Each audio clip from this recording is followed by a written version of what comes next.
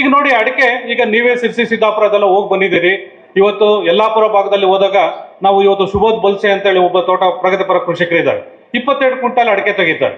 ಹಾಗೆ ಇವತ್ತು ಅಲ್ಲಿ ಕಾಳುಮೆಣಸು 50ರಿಂದ 75 kg ಅಷ್ಟು ಹಸಿ ಕಾಳುಮೆಣಸು ತೆಗಿತಾರೆ.